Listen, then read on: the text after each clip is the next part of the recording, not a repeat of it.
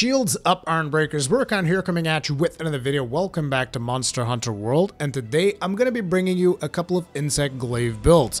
Now the reason I'm working on Insect Glaive builds is because I want to do an Insect Glaive crash course, kind of like I did for the other weapons, but before I can do that, it's going to require me to do quite a few hunts, get the ins and outs of the weapon so that I can tell you guys about it, and actually the first process to that is working up a build. And since I already have the builds done, I figured I'd share those with you to get the ball rolling.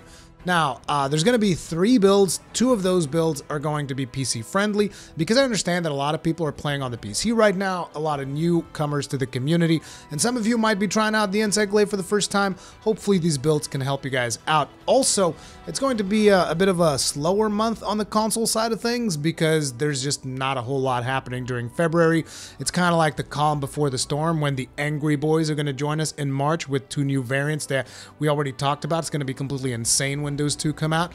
But in the meantime, it's actually given me a bit of a reprieve to play a little bit of Wilson, which is turning out to be a really good game. Like, I'm really surprised. And you guys seem to be enjoying those live streams as well, so please keep watching so that I can keep playing it. But anyway, let's get to the builds. And we're going to start things off with the first PC build. And the weapon for that one is going to be the Royal March Banner, surprising absolutely no one because the Guild Palace weapons are friggin' awesome, okay? Now, the thing about this particular weapon is I don't have any augmentations on it because I am playing on the console, so naturally I'm going to be using the console build that's got Safi pieces and whatnot.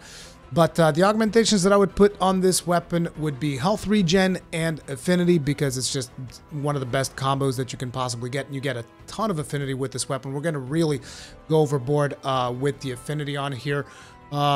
Because I don't like to be dependent on always counting on the wounds because you don't always get to wound the monsters, particularly with the Insect Glaive. You have to like hit them twice or slap them 3 times in order to properly wound. So I like to have an excess of affinity as opposed to having not as much affinity as I would usually have. But anyways, Royal March Banner, really good. You guys can see that we are going for that purple sharpness as well, because you know, you don't bounce off monsters and there's a bonus to your damage and stuff, and it becomes really heavy on the damage. By the way, these builds are going to be focused around ground glaive more so than pure aerial glaive, because like if you want to go aerial glaive, you want to go for elemental damage, and I don't feel like crafting like 5 different insect glaives right now, so I'm just going to be focusing on ground glaive raw damage type of builds. If you want aerial glaive, I mean, you can do something similar to this, but you will need to use elemental damage. Actually, you know, for aerial glaive, you're usually better off going 4-piece silver los, so these builds are not going to be very good for aerial. I mean, you can do aerial, but your main focus of damage is going to be in the ground, okay? So anyways, let's take a look at this. On the Royal March Banner, we're going to be putting a Handicraft Jewel 3. Then on the Kaiser Crown Beta, we're going to be putting Handicraft / Vitality Jewel 4. We are going to be going for 3-piece Teostra because I don't like dealing with sharpness loss. And on top of it, we're going to get a significant chunk of purple. So the longer we can maintain that, the longer we're going to be dealing more damage and not having to deal with sharpening and all that. So it's very much a comfy build. And it also deals a crap ton of damage, as you guys will see.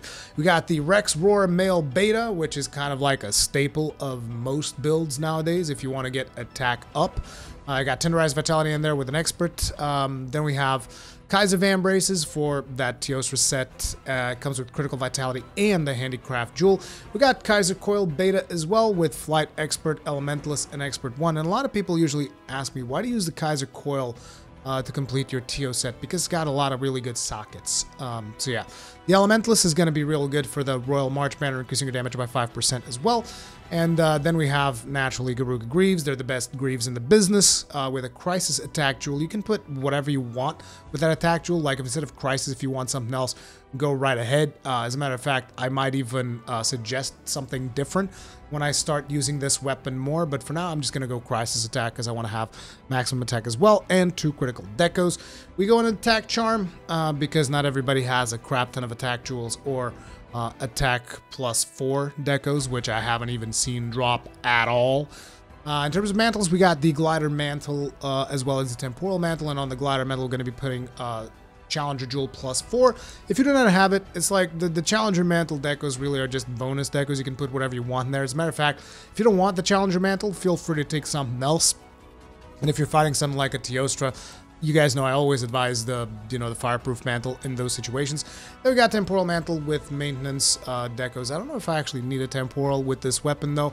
It's just the habit and the comfiness of being able to put on the temporal to slam the monster into a wall is extremely convenient for me personally. So, that's why I use a temporal mantle on there.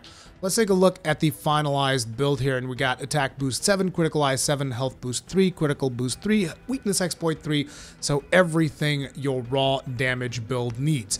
And on top of that, we're going to be putting handicraft 3 to reach good amount of purple sharpness. By the way, you don't really need handicraft 3. Like, you can replace the handicraft deco for something else that you want. That's completely up to you. But, yeah, I usually only go with 2 handicrafts. It's just I had the free slot, and I was like, the hell with it. I'll just grab another handicraft in there. There's 2 blast attack. Those are coming in from the Kaiser Coil. They're just like, a consequence of the build. They're just there for being there. Don't worry about them. Heat Guard, Airborne. You got 1 point in latent power that we don't really need. It's just there, again, for the armor. Resuscitate, which is from Crisis, which can help you if you're like on fire with stamina and evade window, which is nice. Non-elemental boost, and when you have your glide elemental up, you'll have Agitator Force, so it's good to save your glide elemental until the monster is enraged so that you get the additional damage, which is good. You got the Tool Specialist too, and you have Temporal, and you also have Teosor's Technique like we've been talking about. So this is build number 1 for the PC, but now some of you guys are like, but Rurikhan, I never got around to crafting the Guild Palace weapons, dude. What the hell am I supposed to do with this build? And don't you worry, because I have another build set up just for you, also PC friendly, so let's get into it. On this particular build, we are going to be using a bit of a different weapon though. It is going to be the Ruinous Catastrophe, which is Ruiner Gigante's Insect Glaive. If you don't have it because you might not have Master Rank 100 yet, hopefully you've gotten to Master Rank 100. If not, then just use whatever glaive you have that's got like the most raw damage, like maybe Acidic Glavenus or something. But this build doesn't really take into account the additional handicraft that you might need for something like that. So yeah, it's gonna be a little bit different, but I'm just trying to accommodate as many people as possible with these 3 builds, right? So the Ruinous Catastrophe, because it's got the most raw damage, it's also have a lot of sharpness, and on top of it, you are going to have the Teosor's Technique, so you're never gonna run out of sharpness with this build. Pretty much, you're gonna be on wide sharpness the whole time. But yeah, with Ruinous Catastrophe, we're going to socket it with an attack jewel. By the way, in terms of the augmentations, it's the same thing. So health regen and affinity. I don't have anything on my glaive, but like you should put health augmentation and affinity. That's what I would recommend. Then, like I said, on Ruinous Catastrophe, we're going to put an attack jewel. Then we have the Kaiser Crown Beta. It's pretty much the exact same set. We're just going to change the decos around a little bit because you don't really need handicraft if you're using Ruinous Catastrophe. So instead of handicraft, we're going to take Coalescence. Coalescence is actually really good. It will increase both your raw damage as well as the dragon damage on the glaive. So it's going to basically make you deal a lot more damage, particularly to monsters that are weak to dragon. This build is really going to excel at. But even if they're not weak to dragon, you're still fine. You're going to deal a ton of damage with it. But then we have the exact same pieces. A lot of the stuff is pretty much the same. The main differences is that we no longer have Elementalist or Handicraft, and we replace that with Phoenix decos and a Challenger deco where the Elementalist was.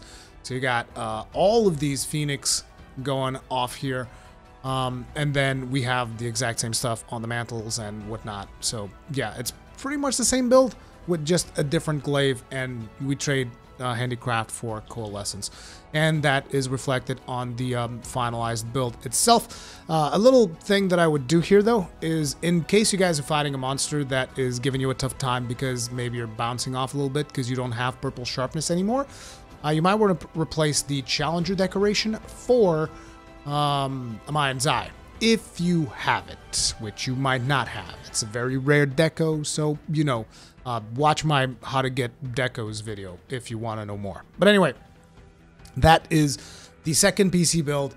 And now let's take a look at what something that includes Safi Jiva, which is a console exclusive build right now, but when March comes along, you can make this build on PC as well.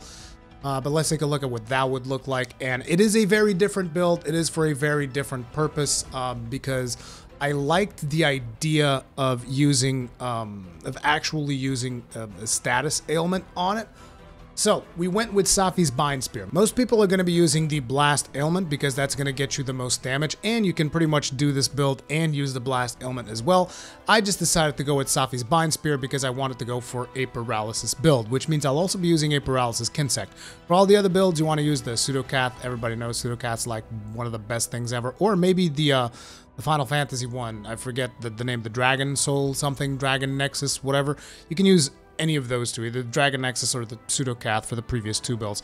On this one, we'll be using a different one. I'll show you guys what the Insect is after we go over the build itself. Now, on Safi's Bind Spear, the purpose is going to be still get Teostra's Technique, but I'm going to be getting as much raw damage as possible, and also I want to get the Insect bonus Power Spirit, which makes your Insect basically get both bonuses from when you feed it, which I'm told is a really good trait to have on your Insect, so that's kind of like what I wanted to get right there. So anyway, this comes with Paralysis and Teostra's Technique, 3 attack ups, and the Insect bonuses.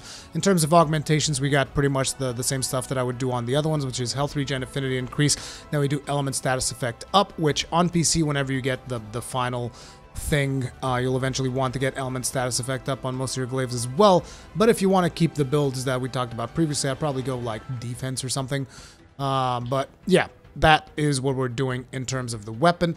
Then looking at the build itself, you got a Challenger Jewel +4 on there, and then we are going 3-piece Safi and 3-piece Teostra. So we're getting the comfiness of Teostra's Technique while at the same time getting the bonuses from Safi, which increases your status ailment as well as your affinity, which is pretty damn sweet. So anyways, on the Safi Crescent Crown, we got Tenderizer Vitality, Jewel 4, as well as 2 Experts.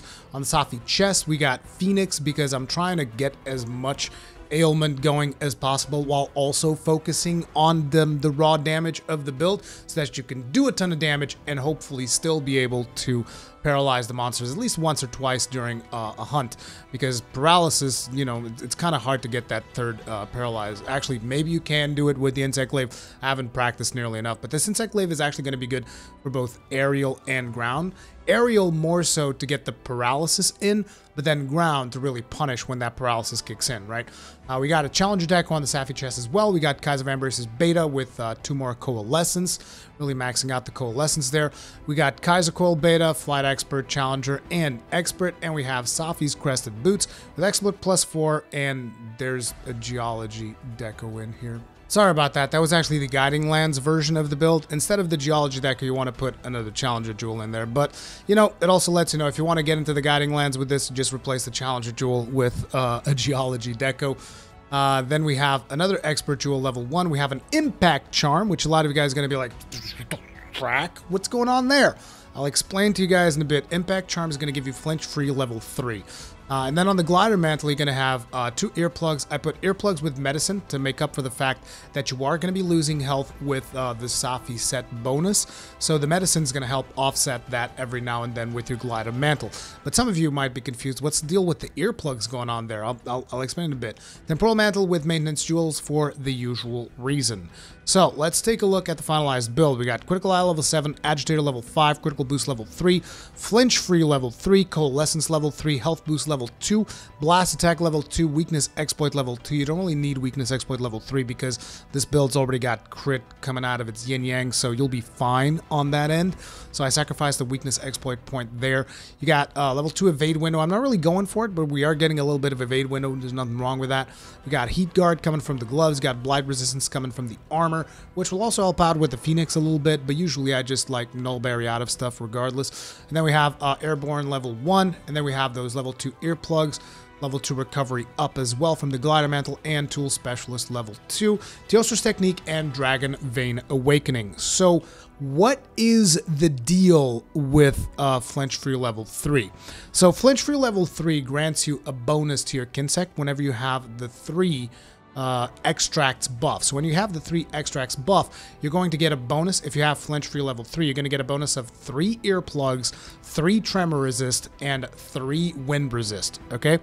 Now, if you then combine that with the 2 earplugs that you have on Glider Mantle, you effectively have, you know, full plugs on your Insect Glaive whenever your Glider Mantle is up. On top of it, you'll also be resisting minor roars, so long as you have the 3 buffs from your Kinsect, which you should have most of the time.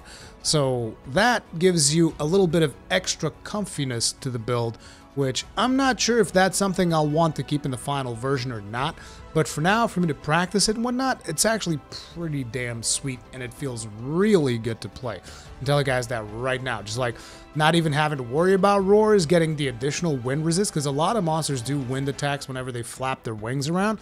So having that additional wind resistance, having the tremor resistance, it's super comfy, and at the same time, as you can see, we're still going for a high level of damage. It's a very interesting build.